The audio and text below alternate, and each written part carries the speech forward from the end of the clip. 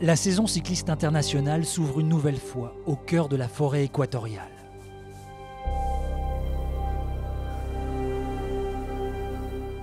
La Tropicale Amissa Bongo s'élance de Bitam, dans la province du Wollo-Ntum.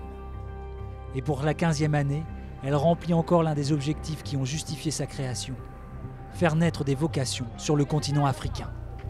J'aime bien cette course, j'aime voir comment les Gabonais participent à cette course. Ça nous motive aussi, nous les jeunes. Peut-être dans quelques années, moi aussi, je peux faire cette course, on ne sait jamais.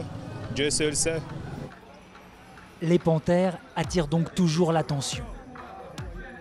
Notamment Guylain Ndong, qui n'a pas couru l'épreuve depuis 3 ans et qui a été retenu.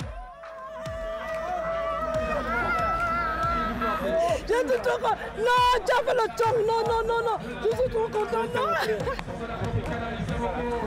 Tu as montré. Bon. Je suis très content. Je peux ne pas être content. Du coup, vu que depuis après que je suis quitté, je ne suis jamais quitté les pédales en fait. J'étais toujours en activité tous les jours.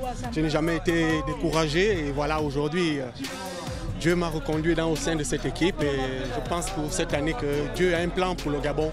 Et voilà, on fera notre meilleur cette année. Ce n'est pas faire insulte aux Gabonais, mais ils sont loin d'être des favoris de la Tropicale. Il faut plutôt regarder du côté des Rwandais, où Joseph Areruya, vainqueur il y a 2 ans, affiche un beau déhanché et une certaine confiance devant ses équipiers. Pour aujourd'hui, on va déjà travailler ensemble et on verra ce qui se passera pour la suite de la compétition. Tu es prêt à gagner une nouvelle fois? Oui, si mes jambes sont bonnes, je vais essayer de gagner. Et bonne chance. Merci mon ami. Mais il y a aussi l'Algérien Reguegui, toujours placé, jamais vainqueur, qui trouve un billet de 1000 juste au départ. Un signe certainement. 1000 francs gabonais. C'est bien. C'est un signe de bonne chance, ça, non? J'espère. Comme toujours, il faut compter avec les Érythréens. Ceux de l'équipe nationale, mais aussi ceux dispersés dans les équipes pro, comme le jeune Binyam Girmay, vainqueur d'une étape l'an dernier chez Nippo-Delco. Ou Nathanaël Beran, vainqueur de la Tropicale chez Cofidis. Cofidis et Total Direct Energy sont les grands favoris de cette édition. Jean-René Bernaudot a engagé dans son équipe Lorenzo Manzin, 2e de l'épreuve et double vainqueur d'étape en 2019. Et il en aimerait bien encore un peu plus aujourd'hui. On est venu avec une bonne petite équipe, donc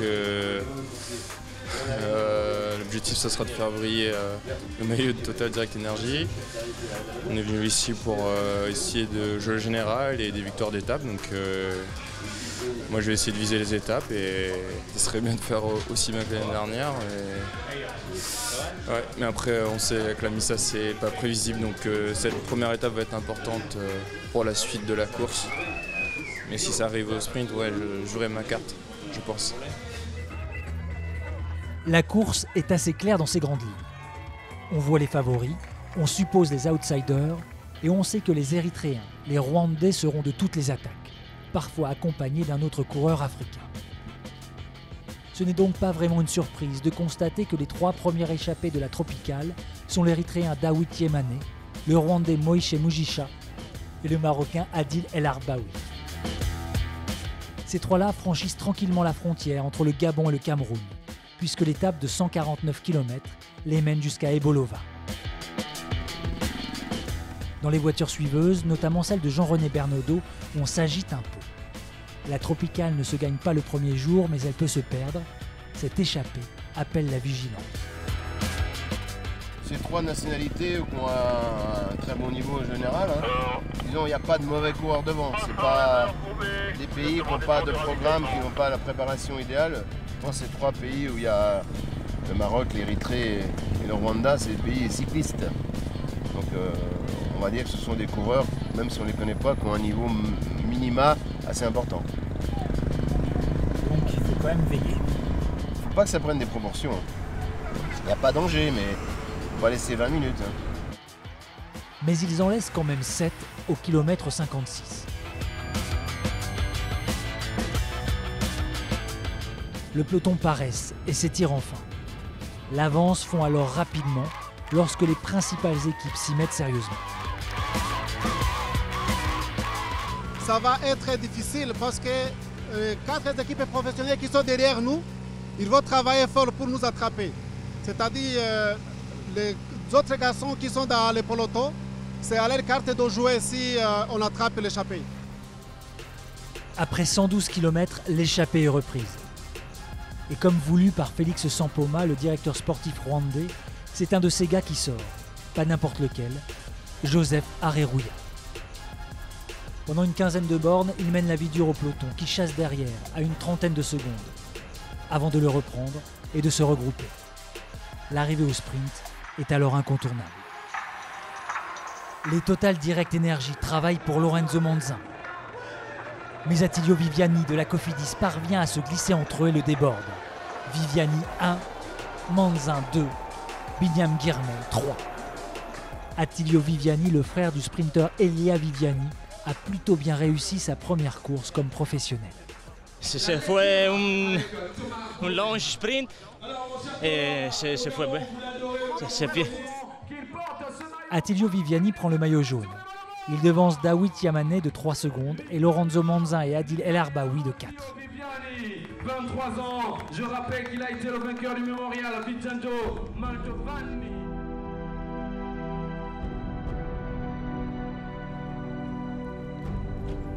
Bitam se réveille doucement dans le petit matin brumeux. Pour sa seconde étape, la Tropicale s'élance une nouvelle fois de la ville du nord du Gabon. Le marché prend vie bien avant l'arrivée des coureurs, qui ferait peut-être bien de songer aux produits de la brousse pour avoir les jambes plus légères. C'est le héros, ça donne beaucoup d'énergie, c'est même le médicament, ça fait tout, ça donne le sang.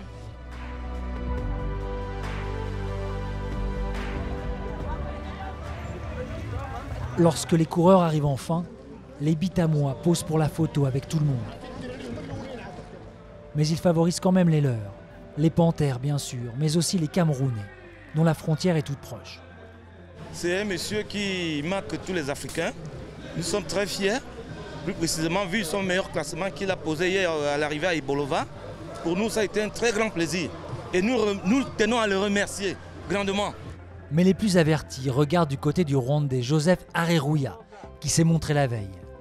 Des Érythréens, Dawit Yemane, deuxième du général, ou du jeune Binyam Girmay, qui ne rêve que de victoire.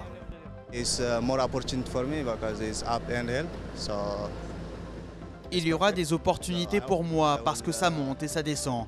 C'est parfait. Donc, j'espère que je vais gagner cette étape.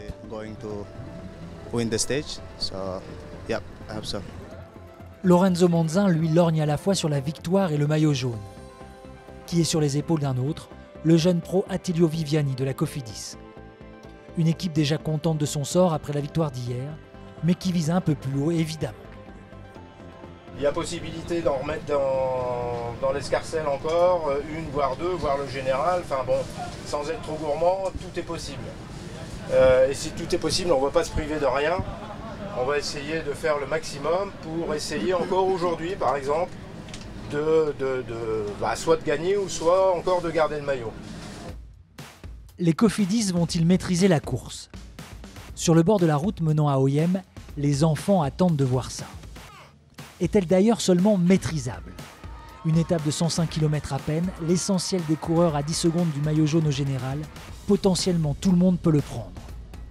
Et dès les premiers kilomètres, il est clair que ça va bouger dans tous les sens. Un groupe d'une douzaine de coureurs se constitue. Et pour Alain Deleuil de la Cofidis, ça sent le piège. 53. Il y a beaucoup trop de monde les gars devant, il y a beaucoup trop de monde devant. Il faut qu'on s'implique vraiment parce que de toute façon il va y avoir un enterrement de première classe avec des gars qui sont à 10 secondes du général, il faut faire très attention.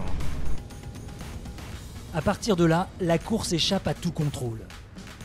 Il y a des échappées dans lesquelles se trouve toujours le second au général, Dawit Yamane, qui court les bonifs. Mais il y a aussi des poursuivants. Et des poursuivants de poursuivants. Des intercalés. Mais surtout, il y a des perdants.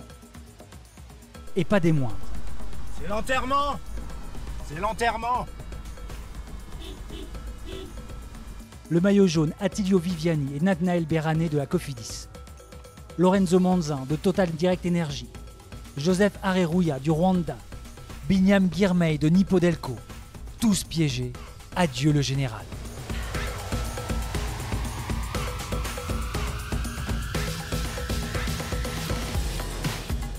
Un seul coureur est alors en tête.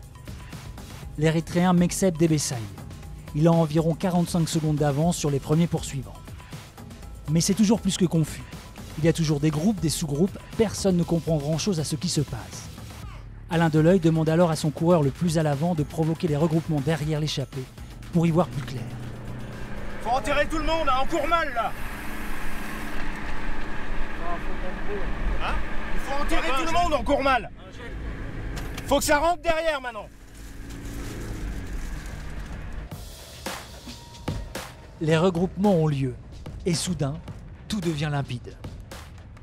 Mekseb Debesay est en tête et il rentre seul dans Oyem. Il reste environ 35 km à parcourir et il compte 46 secondes d'avance sur un peloton emmené par l'équipe Natura Forever, seule équipe à avoir ses 6 coureurs dans ce groupe. Mais j'attends celui qui est parti en échappée. Et apparemment c'est un Érythréen. L'Érythréen profite de la grande bosse qu'il faut franchir 3 fois sur le circuit dans Oyem pour maintenir longtemps son écart. Dans l'avant-dernier tour, il est rejoint par son coéquipier Dawit Yamane, absolument partout depuis 2 jours, et le Rwandais Moïse Mugisha. Ces 3-là vont avoir 1 minute d'avance sur le peloton avant de se faire reprendre au pied du dernier passage de la bosse, à 4 km de l'arrivée. L'étape se joue maintenant.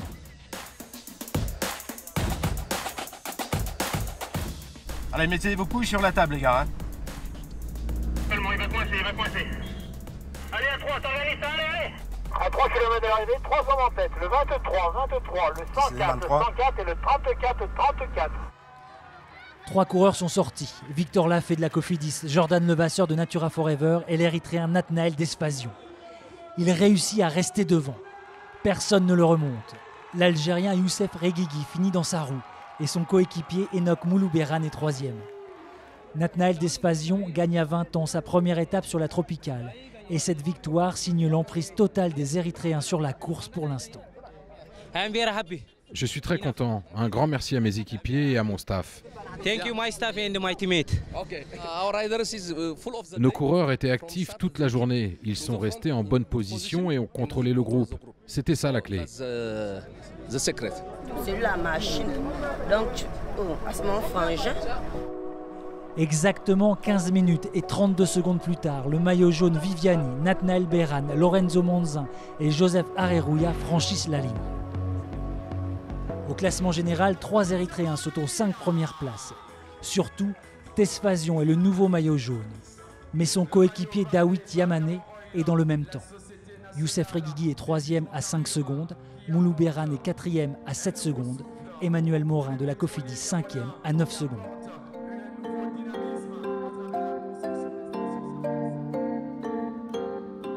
Pour cette 3e étape, la tropicale quitte le nord du Gabon pour se rendre à Mitsik. Les soubresauts de la course sont arrivés jusqu'au marché,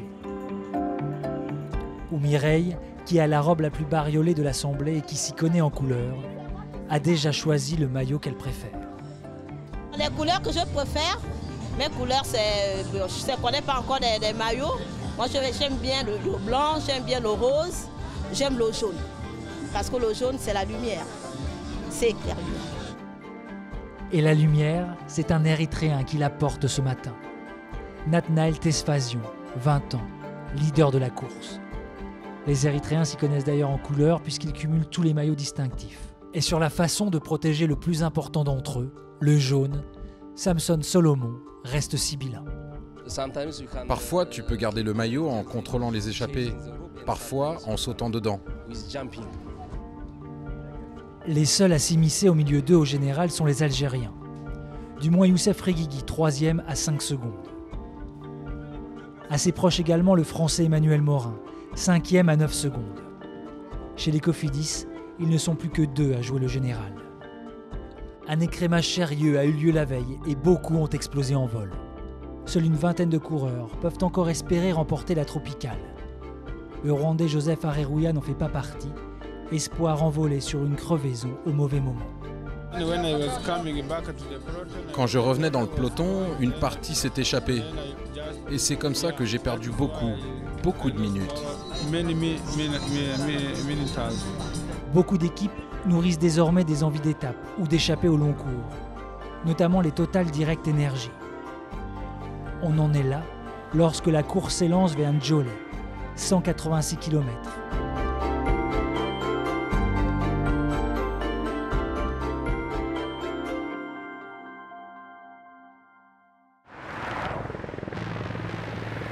La course part sur des allures folles. Malgré la distance, il n'y a pas de temps mort entre ceux qui veulent s'échapper pour la journée et ceux qui veulent jouer les sprints de bonification, placés dans la première moitié du parcours. Cela donne naissance à une course vive, où les Érythréens parviennent à s'en tirer merveilleusement, puisque le maillot jaune vient grappiller de précieuses secondes lors de la première bonif. Joseph Areruya, lui, continue avec ses galères de crevaison. Il crève une première fois, puis une seconde alors qu'il était en train de rentrer dans le peloton. Il met un temps fou à revenir. Il faut dire que le peloton est lancé à un train infernal, 50 km avalés lors de la première heure. Ça ne se calme qu'après la deuxième bonif, où le maillot jaune prend encore 2 secondes. Après ça, le rythme diminue et une première échappée se forme. 5 hommes. Le Sud-Africain de la ProTouch, Hendrik Kruger, l'Algérien Nassim Saidi, le Burkinabé Souleymane Kone, Nathanaël Berané, l'Érythréen de Cofidis et le Rwandais Samuel Mugisha. Mais cette échappée est mal née. Kruger est trop proche au général et Félix Sampoma, le directeur sportif rwandais, n'y croit pas trop malgré les 2 minutes d'avance à la mi-course. Work together. Mukorane. Burkinabé, travaillez.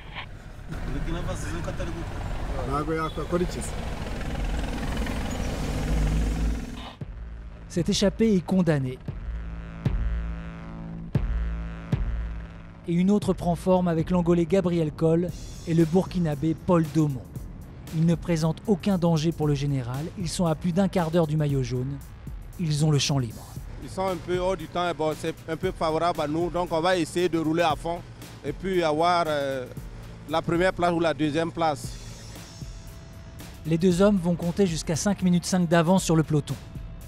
Mais leur chance de jouer la gagne entre eux disparaît lorsqu'ils sont rejoints par Julien Antomarchi de Natura Forever, un coureur expérimenté qui pointe à seulement 11 secondes au général. Antomarchi les lâche et continue seul.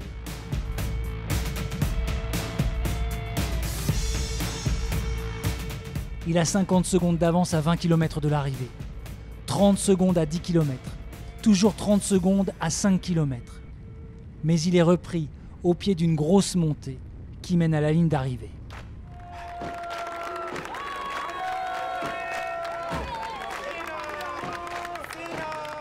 Le peloton explose alors. Le final est pour un puncher et à ce petit jeu, Binyam Girmay est le plus explosif.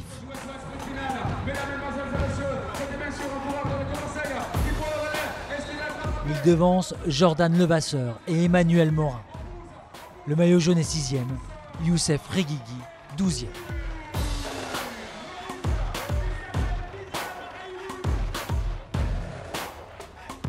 Déjà vainqueur l'an dernier, l'Érythréen s'offre sa première victoire avec une équipe pro sur un parcours fait pour lui.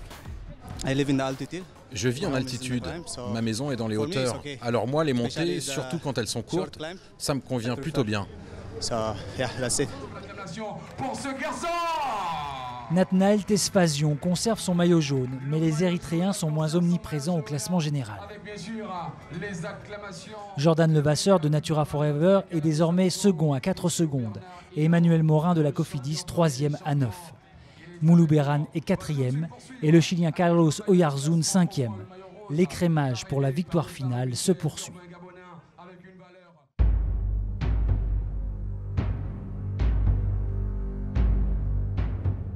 La tropicale longe alors l'Ogoué, le majestueux fleuve qui forge l'identité du Gabon, en fait sa fierté et traverse l'Ambaréné, départ de la 4e étape. Comme tout le monde, même s'ils n'en ont pas vraiment le temps, les cyclistes aiment paresser au bord du fleuve. Il y en a un qui lui jette à peine un regard, Nathanael Tespazio. Il a d'autres préoccupations en tête. Je veux garder le maillot jaune. L'Érythréen a gardé le maillot hier, mais la menace rôde. Jordan Levasseur de Natura Forever n'est qu'à 4 secondes et il compte bien prendre sa place. Je me concentre toujours sur les bonifications. Il y a un général à aller chercher dans un premier temps et puis après on verra, on refera un point déjà en cette fin de journée. Il y a aussi Emmanuel Morin et Victor Lafay des Cofidis qui sont en embuscade.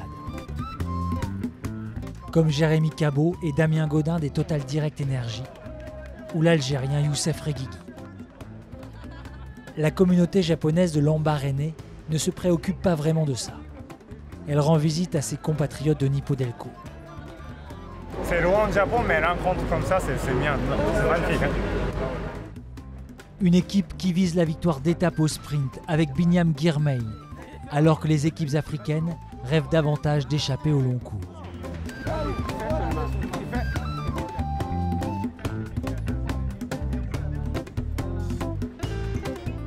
Deux scénarios possibles s'affrontent donc au moment où la course s'élance de Lambaréné. Va-t-on assister à un sprint massif que beaucoup d'équipes espèrent, ou voir enfin une longue échappée aller à son terme? Dès les premiers kilomètres, comme chaque jour, ça part dans tous les sens. Les attaques se multiplient, mais aucune ne parvient encore à prendre le large.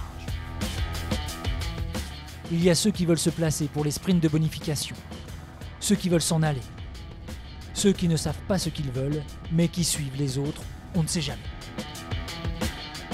Comme si la course vivait d'elle-même et que personne n'était capable de la contrôler.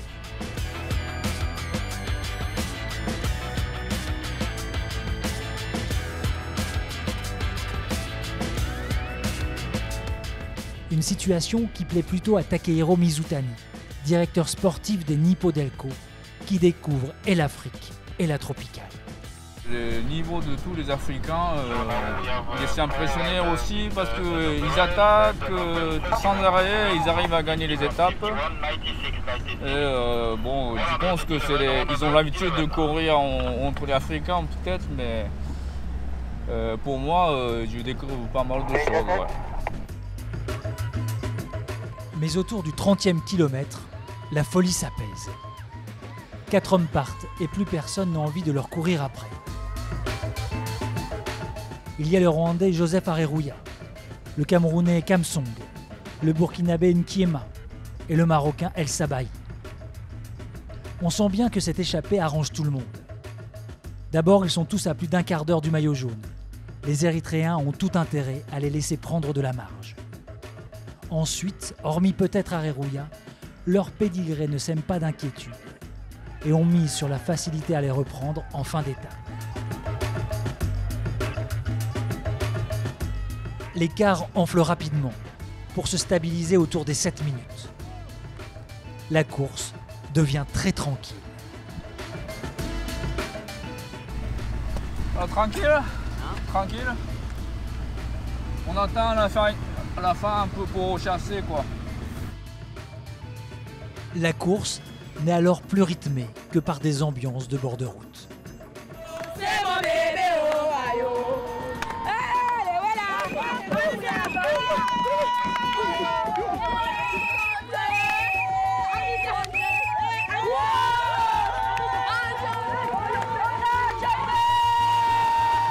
L'attentisme du peloton est surprenant.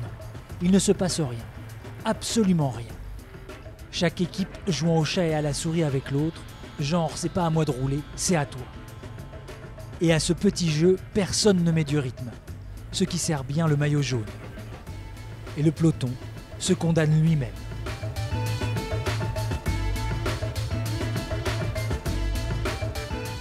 Qui c'est qui roule là? Tu peux me le dire s'il te plaît? Érythrée simplement. Ouais, donc s'il n'y a qu'Érythrée simplement, nous on laisse comme ça, nous on bouge pas là. Si les autres équipes ne courent pas, c'est fini. Ouais.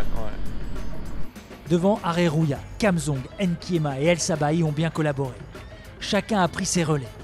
Et chacun se sent assez fort pour régler le sprint à 4 qui s'annonce. Dans la voiture rwandaise, on est un peu stressé pour Areruya. Et on observe. À 600 mètres, ils sont toujours 4. Et c'est à ce moment qu'Areruya lance le sprint. Non. Ça c'est pas bien. Areruya lâche tout le monde. Seul Kamzong parvient à garder à peu près sa roue, à le remonter et à le dépasser d'un rien sur la ligne. Pour la première fois, un Camerounais gagne une étape de la tropicale. Pour la première fois, un coureur d'Afrique centrale s'impose au Gabon. Clovis Kamzong est fêté comme il se doit. Non, ça c'est bon. Non, les gars, c'est bon. C'est le Gabon. C'est l'Afrique centrale qui gagne.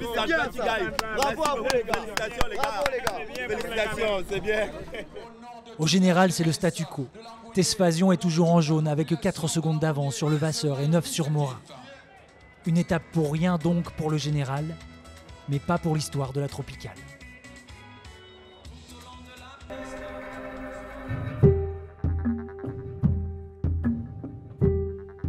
Le petit matin se lève sur le fleuve.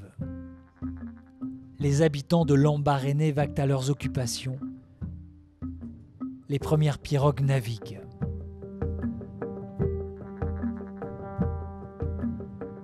Et sur le départ de cette 5e étape, au bord de l'Ogoué, Clovis Kamzong cache derrière ses lunettes ses petits yeux qui traduisent sa nuit agitée. Clovis Kamzong, vainqueur hier sur la tropicale, héros de l'Afrique centrale et de toutes les nations qui ont bien du mal à exister face aux cyclistes européens professionnels et aux cadors continentaux. Aujourd'hui, je presque n'ai pas dormi parce que toute la nuit, je pensais toujours à cette victoire parce que je pense que ça, c'était la plus belle victoire de ma carrière. Devant tout ce public, devant tous ces professionnels, vraiment, ça, c'était une victoire exceptionnelle. Mais sa nuit a donc commencé par de la joie et par chambrer un peu. Tous les pays étaient dans la sauce aujourd'hui. Tout le monde. Rwanda dans la sauce. Officis, dans la sauce. Invité, dans la sauce. Jet Energy, dans la sauce. Nipodengo, dans la sauce. Rwanda, dans la sauce. Burkina, dans la sauce. Algérie, dans la sauce. Morocco, dans la sauce. Burkina, dans la sauce. Gabon, dans la sauce. Cameroun, victoire. Cameroun, victoire.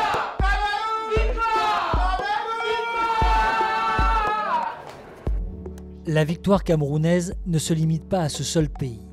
Elle ouvre des perspectives pour les autres, crée des envies. Le Burkinabé Abdoul Aziz Nkiema, échappé hier, pleure encore cette opportunité perdue d'une victoire historique. Mais la réussite de Clovis Kamzong lui donne aussi beaucoup d'espoir. Avec l'étape de Clovis, ça va motiver tout le monde. Ça va nous donner la confiance de se dire qu'on peut encore essayer de jouer l'étape. Et ce n'est pas encore fini les 3 étapes. L'Érythréen Nathanaël Tesfazion ne pense pas victoire d'étape. Il pense maillot jaune. Il le porte depuis 3 jours, mais ce maillot ne tient qu'à quelques secondes, 4 exactement, le temps d'avance que Tesfazion a sur Jordan Levasseur de Natura Forever. Les Cofidis sont aussi en embuscade, comme les Total Direct Energy avec Jérémy Cabot et Damien Gaudin, ou l'Algérien Youssef Reguigui, qui apprécie le profil de l'étape et y voit sa dernière chance de revenir dans la course au maillot jaune. C'est une étape un peu nerveuse, donc on va voir est-ce qu'on peut changer le classement général ou non. Donc c'est, je pense, très important aujourd'hui parce que je pense que c'est la dernière chance pour le classement général. L'étape s'élance. C'est la plus courte de la tropicale, 82 km de Lambaréné à Bifoun. Il y a 2 sprints de bonification qui s'annoncent très disputés puisque le général se joue en quelques secondes. Et on imagine une étape vive et nerveuse, avec une arrivée groupée. Dès les premiers kilomètres, des hommes tentent de s'échapper du peloton. Il y a d'abord le Sud-Africain Rohan Duploy et le Marocain Mohsin El Kourachi. Ils sont repris. Il y a ensuite le Rwandais Moïse Mugisha, qui prend jusqu'à 50 secondes d'avance, mais qui se fait rattraper après 34 km. Plus la ligne pour les bonifications approche, plus le rythme du peloton s'élève. À quelques kilomètres de cet objectif, le peloton se scinde en deux. Dans la voiture de Natura Forever, on observe les manœuvres. Le peloton s'est cassé en deux, c'est scindé en deux, mais il y a beaucoup d'intérêt, donc ça va rouler, ça va rentrer. Pas de panique, pas de panique.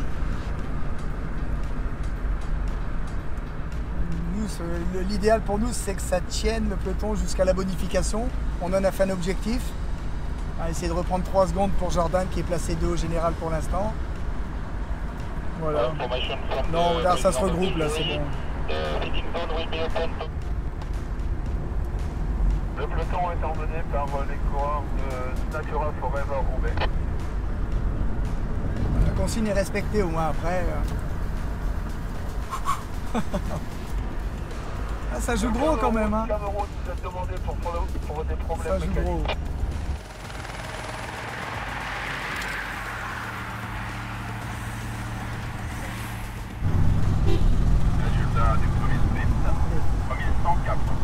C'est nous, c'est nous. De l'eau. Cabot, il est sorti là. Qui? Cabot. Ah putain. Il nous a contré à Bonif. Normalement, on a pris la Bonif. Ouais, c'est bon, c'est bon. Je sais pas, peut-être il fait une place aussi. Je sais pas, ouais. Mais Cabot, il a contré, c'est plus chiant ça. Jordan Levasseur a remporté le sprint de bonification. Mais 2 coureurs ont contré, et pas n'importe lesquels. Jérémy Cabot et Carlos Oyarzún. Le premier est à 15 secondes au général, le second à 14 secondes. Il y a 14 secondes au général, c'est 2 mecs qui sont bien placés. Situation moyenne, mitigée, parce qu'il y a quand même 2 bons coureurs qui ont contré là. Et 2 bons rouleurs. Jérémy Cabot et Carlos Oyarzún collaborent bien. Ils ont tous les deux intérêt à aller au bout et à se jouer la victoire d'étape et le maillot jaune entre eux.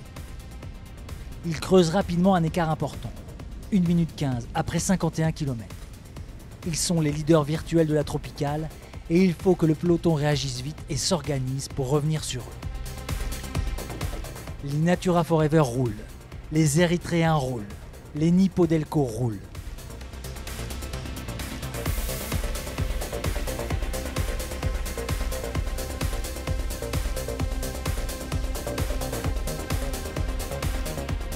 L'écart diminue un peu, puis ça baisse franchement. 42 secondes à 10 km de l'arrivée, 33 à 5 km. Jérémy Cabot et Carlos Oyarzún sont repris à 2 km du but. Et les coureurs qui ont participé à la poursuite sautent les uns après les autres. C'est bien Julien, c'est bien. C'est bien Edjou, c'est bien. C'est bien.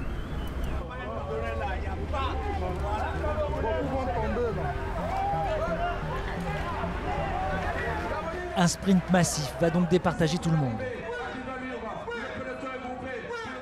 L'Algérien Youssef Reguigui est alors emmené par Yassine Hamza.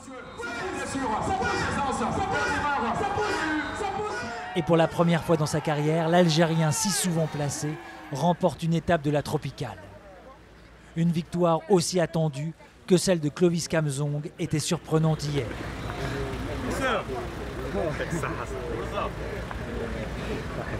Ça fait 4 ans que j'ai fait le tropical.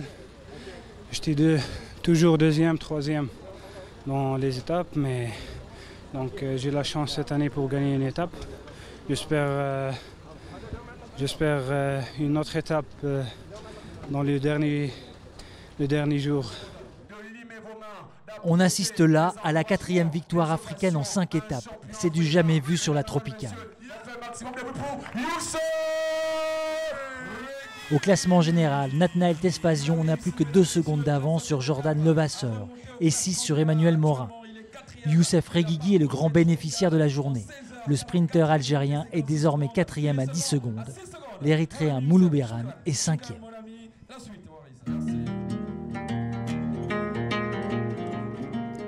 Mais au-delà des résultats et des succès continentaux, on remarque aussi le grand nombre d'enfants et d'écoliers qui viennent au bord des routes voir passer les coureurs. Cet engouement est valorisé depuis 2 ans par la Tropicale, qui a créé et distribué un livret pour apprendre à travers la course et le cyclisme. En cette fin d'étape, Thomas Veuclair et Bernard Hinault visitent une école qui fait partie du programme. Ça va les enfants? Oui.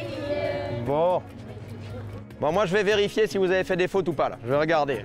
Au hasard. Allez, un carnet, je regarde. Qui l'a rempli? Moi. Allez, viens avec moi, on va vérifier. Par contre, pour les provinces du Gabon, tu vas m'aider parce que moi je connais pas tout. Hein. T'as tout rempli, ben c'est très bien ça. Donc la Tropicale traverse 5 provinces. Moi je croyais que c'était 9, tu vois, c'est 5. Elle est où la maîtresse? Parce que je crois qu'il y a 0 faute là. Il faut un bon point ou alors une bonne note. C'est une belle idée et ça fait 2 ans que c'est mis en place. Et on se demande pourquoi on ne le fait pas plus. On apprend l'histoire, les provinces de notre pays et toute autre chose. Il y a le français, il y a les mathématiques et il y a aussi l'anglais. Les enfants qu'on va visiter dans leur classe aujourd'hui, peut-être qu'ils ne connaissent pas les coureurs de leur nom, leur appellation, alors qu'il y a des très grands coureurs dans le peloton, mais ce n'est pas l'essentiel. L'essentiel, c'est que c'est la fête et qu'ils soient heureux. Et quand moi, je vois les sourires de tous les gamins, et en plus, si on joint voilà, le côté éducation à ce côté plaisir, eh ben c'est vraiment la partie est gagnée, quoi. Les objectifs sont remplis, au-delà du sport. Oh, t'es un bon prof, toi? Ben oui, mais j'arrive avec les autres, mais pas avec les 3 miens. Ils m'écoutent pas, moi. C'est quoi la plus grande course dans le monde? En Afrique, c'est la Tropicale, mais dans le monde entier, c'est quoi la plus grande course? Le Tour de France. Eh ben lui, il a gagné 5 fois.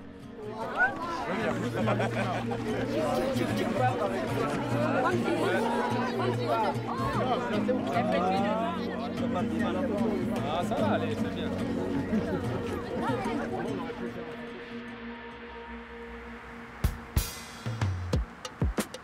Ce matin-là, il pleut à Port-Gentil. Une belle pluie, bien dense, pour accueillir l'étape de la Tropicale. Les coureurs s'abritent, patientent, espèrent certainement que cela cesse. Pour la 3e fois, l'épreuve se déroule sur l'île de Mandji, dans la capitale économique du Gabon. Mais pour la première fois, l'épreuve y est aussi indécise. On termine par 2 épreuves en circuit, où il y a de nombreux tours aujourd'hui à Port-Gentil et demain à Libreville, avec les bonifications, donc des sprints bonus tous les 2 ou 3 tours. Donc oui, clairement, le maillot de leader peut changer d'épaule, mais ça ne sera pas sur une échappée au long cours, ça sera plus sur des sprints intermédiaires de manière très stratégique. Et il y a encore 4-5 coureurs qui sont dans le jeu, donc c'est loin d'être gagné pour le coureur qui a le maillot de leader actuellement, le coureur de l'Érythrée. Mais voilà, il y a du suspense, c'est tant mieux, parce que c'est toujours mieux de finir une course avec du suspense que quand les dés sont jetés quelques jours avant. L'Érythréen Nathanaël Tesfazion porte le maillot jaune depuis le 2e jour de course. Mais plus les jours passent, plus son avance diminue. Il n'a que 2 secondes sur Jordan Levasseur, qui cherche les bonifications pour le dépasser. 6 sur Emmanuel Morin des Cofidis et 10 sur l'Algérien Youssef Reguigui, qui lui cherche davantage à faire le coup double, maillot jaune, victoire d'étape. Lorsque le peloton part, la pluie s'est enfin arrêtée. La chaleur est lourde et la chaussée encore mouillée. Au tout début, le coup de pédale est plutôt prudent pour tâter du circuit de 10 km dessiné dans la ville et qu'il faut parcourir 12 fois. Mais le naturel revient vite au galop et les attaques fuient.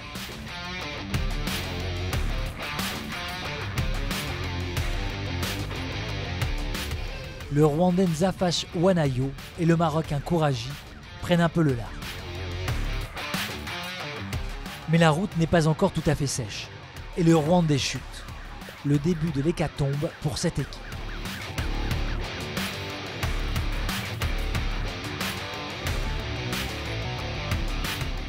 Le Marocain continue seul, mais un tel isolement le condamne.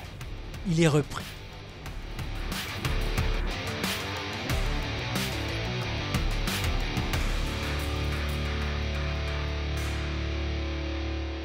Le Français Fabien Grelier de Total Direct Energy, le Japonais Beppu de Nippodelco et le Marocain El Sabah y contre.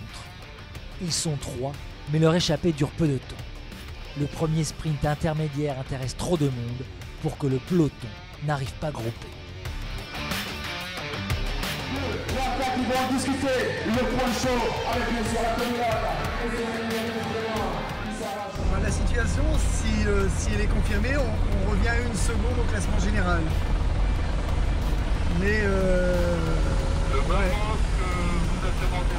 c'est 1 seconde, c'est 1 seconde de trop. C'est 1 seconde de trop. Et l'idéal maintenant c'est de laisser partir un coup avec des coureurs. Et puis voilà. Il va arriver demain avec 1 seconde et puis. À cet instant, le maillot jaune n'a donc plus qu'1 seconde d'avance sur Levasseur et 4 sur Morin au général. Une nouvelle échappée prend forme. Celle-là est destinée à durer plus longtemps.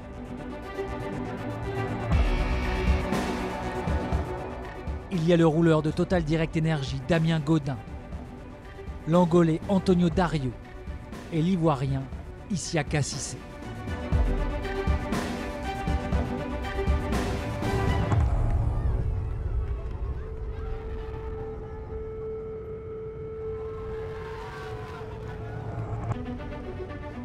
Ils vont prendre jusqu'à 2 minutes d'avance sur un peloton que les Rwandais désertent. Moïse Mugisha et Didier Munyaneza ont déjà abandonné et commentent l'échappée.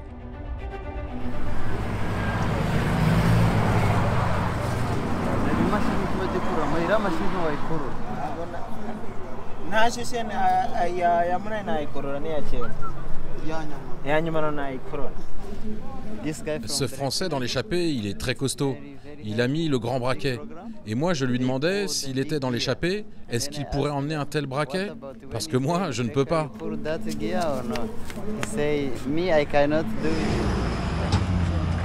Peu de temps après, Nzafash Wanayo, qui roule devant la voiture balai depuis sa chute lors du 2e tour, arrête à son tour.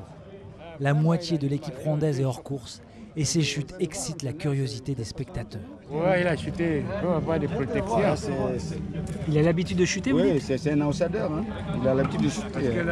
Donc, c'est pas un favori en tant que tel. Pendant environ 7 tours et 70 km, la situation ne bouge pas. Les 3 échappés tiennent tête au peloton. Et la présence à l'avant de l'Ivoirien Cissé plaît au public.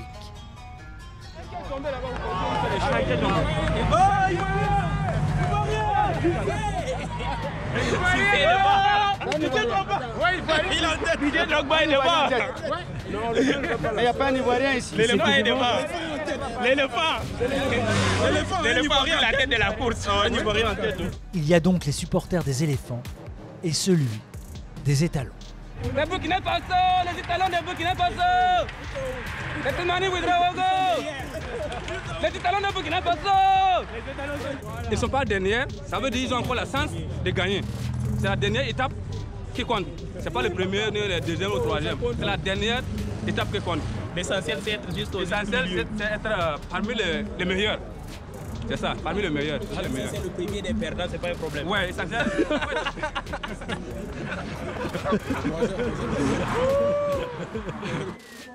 À 5 km de l'arrivée, l'échappée a été reprise et le peloton est groupé. La tropicale va-t-elle prendre un nouveau tournant lors du sprint qui s'annonce? Youssef Reguigui, qui vise et l'étape et le maillot jaune, est enfermé sur la droite de la chaussée. Et Binyam Guirmé, en rose, plein centre, règle tout le monde. Il devance l'Algérien Yassine Hamza et Attilio Viviani. Reguigui n'est que 6e. À 19 ans, Binyam Guirmé remporte sa 3e étape sur la tropicale, 1 l'an dernier et 2 cette année. Au classement général, les positions ne changent pas, mais les poursuivants du maillot jaune Nathanaël Tesfazion grignotent leur retard. Levasseur n'a qu'1 seconde, Morin 4, Reguigui est toujours à 10. La tropicale se joue demain, elle sera indécise jusqu'au bout. Porto Vendo. Départ de la 7e et dernière étape de la tropicale. Les mécanos font les derniers réglages. La chaleur est étouffante, mais pas autant que le suspense et l'incertitude pour connaître l'identité du vainqueur. L'Érythréen Nathanaël Tesfazion porte le maillot jaune depuis 5 jours, mais il n'a qu'1 seconde d'avance sur Jordan Levasseur de Natura Forever. 4 sur Emmanuel Morin de la Cofidis. et 10 sur l'Algérien Youssef Reguigui.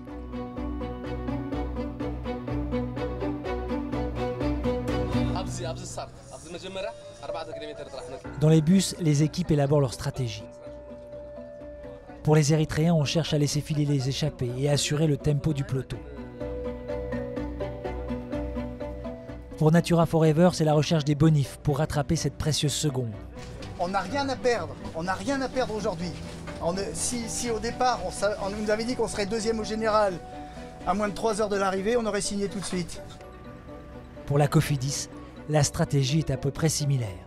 Voilà, c'est pas évident de trouver la bonne formule. Hein. Maintenant, encore une fois, si tout le monde joue le jeu, ça peut le faire, Reste Total Direct Energy, qui est toujours bredouille, mais n'entend pas le rester avec ses coureurs en embuscade et son sprinter Lorenzo Monza. L'étape, 128 km, dont 10 tours de circuit dans Libreville. Mais lorsqu'elle commence, le scénario est impossible à écrire tant les possibilités sont nombreuses. On sait juste que les 3 sprints intermédiaires et l'arrivée finale fournissent 19 secondes de bonification et que la course se jouera là. Au 35e kilomètre, 3 hommes sont devant. Le japonais de Nippo Delco, Beppu. Le sud-africain de ProTouch, Jade. Et le marocain, El Kouraji. Ils ont 2 minutes 15 d'avance et rentrent les premiers sur le circuit de Libreville.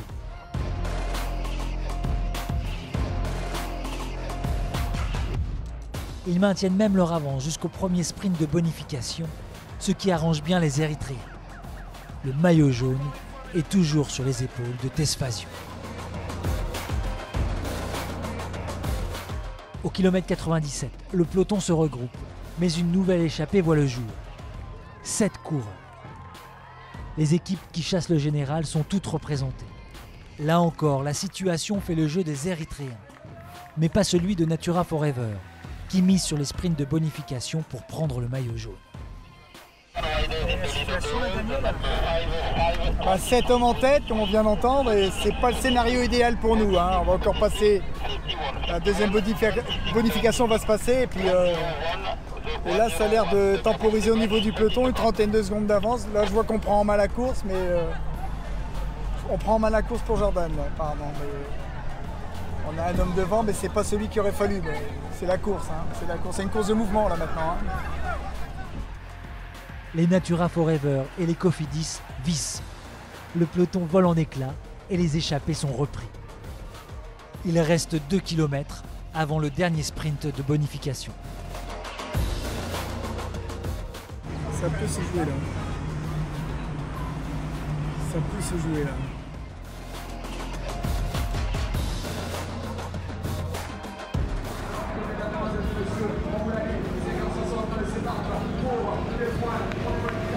On va les encourager sous vos acclamations, s'il vous plaît.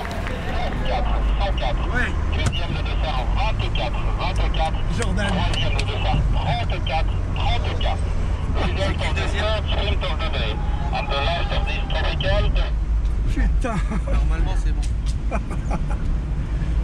Allez, les deux maintenant. Les deux pendant du tour de si j'ai l'écran. 84, 61. Le leader virtuel de la course, c'est actuellement le numéro 104. C'est nous ? Ah ouais. Faut le faire un point à la tox ou pas comme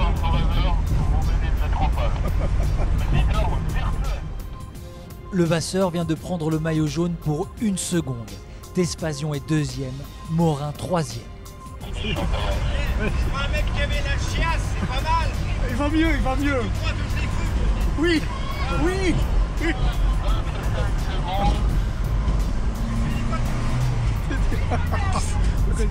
Au départ, j'étais allé lui dire que Jordan avait eu la chiasse avec lui. Attends, c'est pas le métier qu'ils ont, mais des petites astuces aussi, mais c'est marrant. Et puis on n'avait rien à perdre. On n'a pas gagné, hein. Attention, on n'a pas gagné. Il reste le sprint final. Et le sprint final va sauver l'équipe Total Direct Energy. Lorenzo Monza devance Youssef Reguigui et leur offre leur seule victoire de la semaine. Le jeu des bonifs sur la ligne ne change rien pour le général. Jordan Levasseur gagne la tropicale pour 1 seconde. C'est bon? Yes! Yes! C'est bon, Jordan! Je suis pas arrivé là en forme exceptionnelle, même si ça allait vraiment très bien. Et ils sont vraiment ils sont incroyables, ils font vraiment des courses offensives. Ça s'est vu le mardi justement. Moi je me suis retrouvé avec l'Érythréen justement. Donc ouais, c'est vraiment de bons coureurs et puis vraiment une belle course et à refaire tout simplement. Nathanaël Tesfazion est abattu. Au classement final, Jordan Levasseur devance donc Nathanaël Tesfazion et Emmanuel Morin. Et même si l'Érythréen abandonne son maillot jaune au dernier instant, la tropicale n'a jamais été autant dominée par les Africains. En témoignent les 5 victoires d'étape continentale sur les 7 courus, ou les différents maillots distinctifs. Binyam Girmay, 19 ans, classement par points.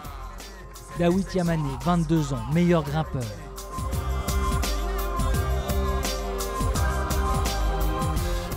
Nathanaël Tesfazion, 20 ans, meilleur jeune.